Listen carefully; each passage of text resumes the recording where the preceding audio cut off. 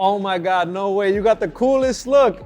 How are you? Wow, your piercings are so cool and your hair. My name is Devon. I'm a local artist. Nice to meet you. Can I draw your portrait really fast? of If you have time over there? Cool. Yeah. Real fast. What's your name and what's one of your biggest dreams in life? My name is Priscilla. One of my biggest dreams in life, I feel like, is to really learn how to process and like work through and be in pain. Yeah. And I feel like that's like kind of part of existing as like a human, but also like has a big thing to do with my career as like a piercer, and then also like learning how to tattoo. Oh, cool.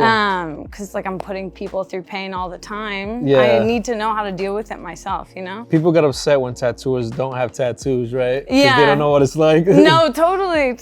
And I mean, it's the same thing with piercers. I would say piercers are more likely to not have them because you can just take out a piercing, Yeah. you know, when it closes over time. Yeah. But yeah, it's like you're processing the physical pain, but it's really the mental pain that you're processing more because Wow. it's your brain that's like telling you you're afraid of this thing. What's one of the most extreme piercings you've ever done? Extreme, like on somebody else or on Yeah. myself? On someone else. I've done a labia piercing a couple times, which is probably like the most intense thing. But like I've witnessed other like intimate piercings that I feel like were probably more intense. So I love your hair. What inspired that? I feel like I've just changed my hair all the time forever. And I recently decided I kind of wanted to grow it out. So I was like, I'm gonna keep it brown, but I gotta do like a crazy cut. And my friend Dylan was like, you should do 3 mohawks. And I had 3 for a while, but then I just shaved the center one, so. It looks yeah. so cool. From this angle that I'm drawing you, it looks like horns, kind of. Yeah, no, absolutely. They look so cool, though. Looks like little devil horns. Yeah, I also feel like they're kind of like wings or something. Yeah, they're so sick.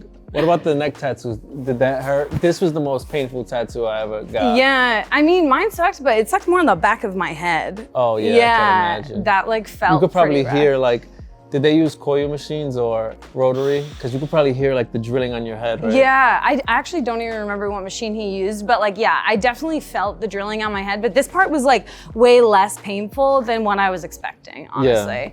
Wow. But I think it's kind of good to go into those situations thinking it's gonna hurt more than it really does. Yeah. I feel like I was really able to just like zone out because I was just face down. So I was like, I'm just laying here. Yeah. Wow, so cool. How long have you been an apprentice for? I've been a body piercer for like 2 years and I'm still training on stuff, but I just recently started apprenticing for tattooing at a place called Little Babies Bushwick. I would say that I've been wanting to learn how to tattoo for a really long time, so I've just been like drawing often. Yeah. My older sister is actually a tattoo artist. Oh, nice. So that's kind of where that comes from. One of my other sisters is a piercer. My dad was a tattoo artist.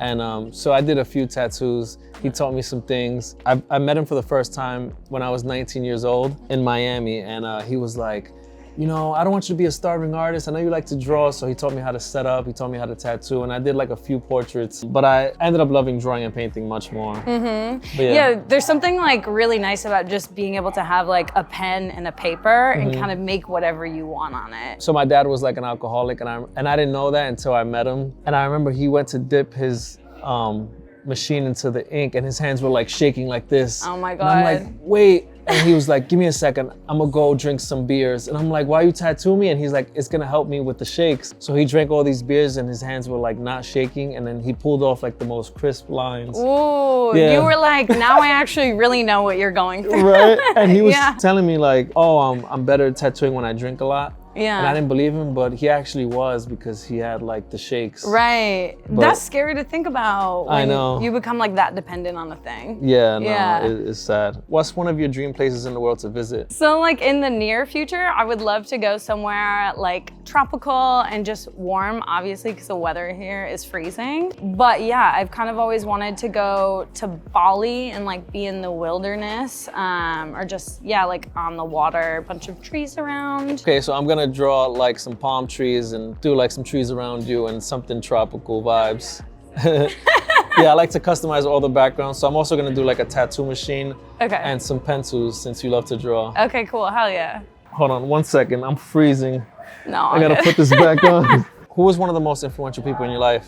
I would say everyone in my immediate family that I grew up with. Like, I feel like all my sisters were really inspiring as how hard they've worked, and my parents too. I feel like I've taken like all of my favorite things about each one of them and Yeah. like combined to make me. Yeah. So seeing them just like work really hard every day on themselves and like at their jobs, and then seeing my sisters like take risks to do what they want to do in life, I feel like is really inspiring. Yeah. What message do you think the world needs to hear right now? Be loud. Yeah. Yeah, and like be yourself. Try not to hold anything back. Obviously, I want you to be safe, but like I think it's really important now more than ever that we're just like open about what we believe in and like who we are, and like knowing that who you are in this very moment is like inspiring like generations of people. And I think that even though sometimes us like as adults we feel like little kids, like we are the adults to the little kids now. So like realizing that like we are setting some type of example whether or not we want to believe it. And so yeah, I don't think that we need to be holding back. I think we need to be like really intentional about who we're trying to be and how we're trying to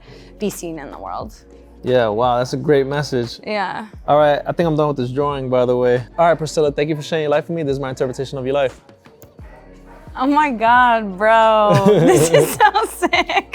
Thank you. Hell yeah. So glad you like it. So, in the machine with the pencils? Yeah, I got the machine, the pencils, and then this is the tropical place that you want to go to. So sick. I just drew some random palm trees. I don't know what to do. No, I love it. I love it. This looks like so much like me. I've never seen anybody draw me like thank you. Hell yeah. Have a good day. Thank you, you too.